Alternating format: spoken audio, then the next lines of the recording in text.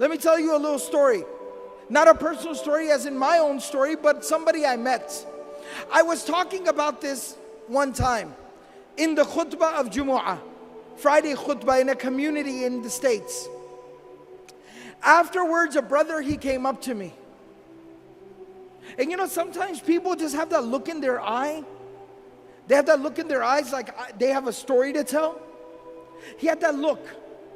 And he walked up to me and he said, brother, what you just talked about really personally hit home for me. And I talked about the death of Khadija, the death of Abu Talib. Such a serious thing. So I said, please tell me, how did it hit home for you? I sat him down, I said, please tell me your story. He said, brother, today was the first day that I prayed in a year. I grew up in a Muslim home. I was born in a Muslim family. I was very practicing for most of my life, praying 5 times a day. But today is the first time I have prayed in a year. I said, what happened? He said, about a year ago,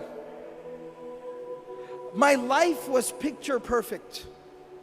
You know, sometimes you have like a 5-year plan or a 10-year plan, your grand plan. And you know, when everything is falling into place, your plan is working out, everything is going according to plan. He said, I was in that part of my life. I was nearing the age of 30. I had gone through college and medical school, working 2 jobs on the side. I had gotten married during that time, found the woman of my dreams, the love of my life. We had 2 beautiful small babies, children, 2 small children. I was in my medical residency, working 16 hours a day. And we were living in a small, tiny little apartment, not in a very good part of town. We had 1 car that was broken down. It kept breaking down every other day. It was very difficult. We were barely getting by. Years and years and years we got through, some way, somehow. I was now nearing the end of my medical residency. So I was starting to get offers from clinics and hospitals and doctors and groups. Very lucrative offers, 6 figures. 6 figures US, big deal.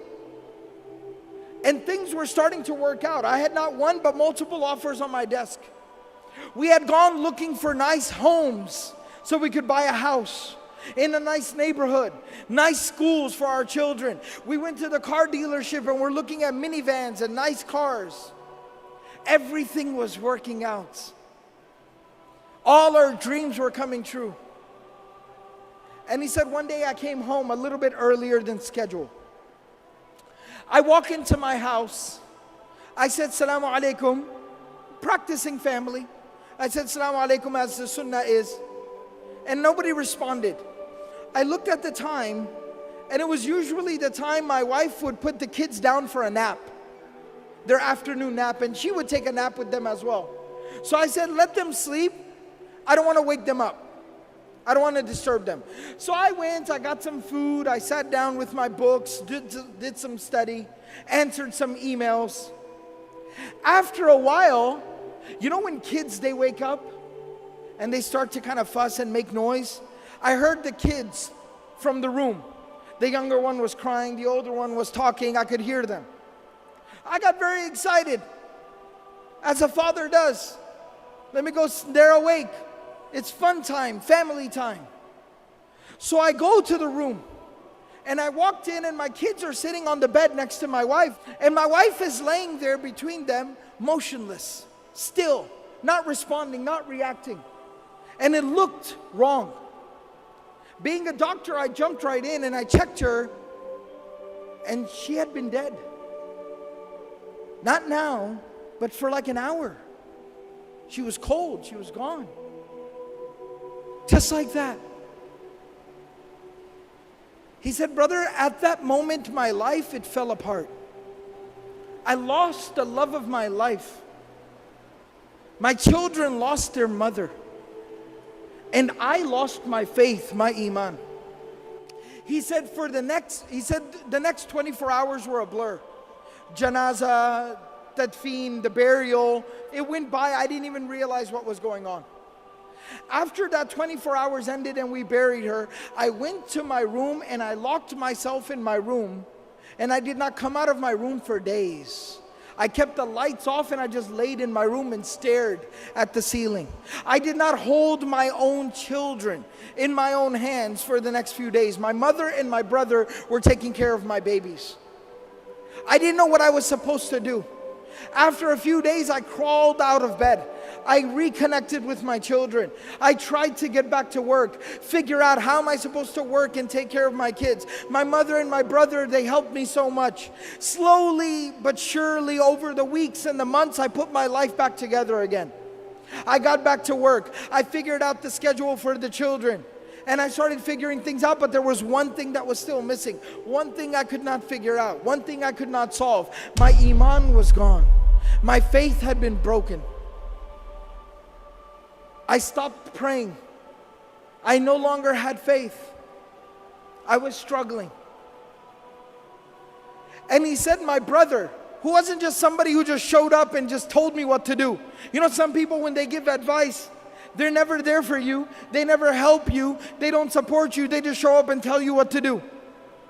My brother was not like that. He looked after my kids. He stayed awake with my babies when I had to go to the hospital for a call.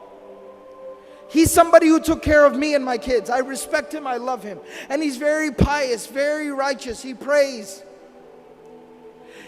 He kept telling me every single day, brother, come on, you need to pray. Brother, come on, you need to pray. But I kept resisting and refusing. He said, this morning, today, he showed up at my house and he said, I am not taking no for an answer. Mother will watch the children. You are coming to the masjid with me.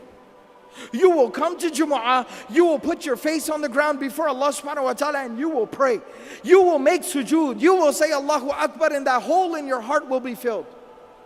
And he said, and I came to the Jumu'ah, the Friday prayer, I heard the khutbah and you were telling the story of the Prophet ﷺ, how he lost the mother of his children, how he lost the love of his life.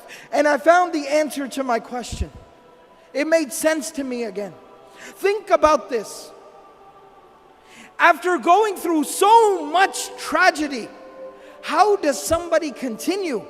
How does the Prophet ﷺ wake up the next day, go out there and preach harder than he did yesterday, work harder than he did ever before, knowing that he's going to come home to an empty home, knowing that he's going to come home to an empty bed, knowing that he's going to come home and have to look his children in the face and wipe the tears from their face that their mother is not coming back?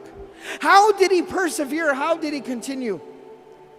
It was at that moment that Allah subhanahu wa ta'ala provided him a solution.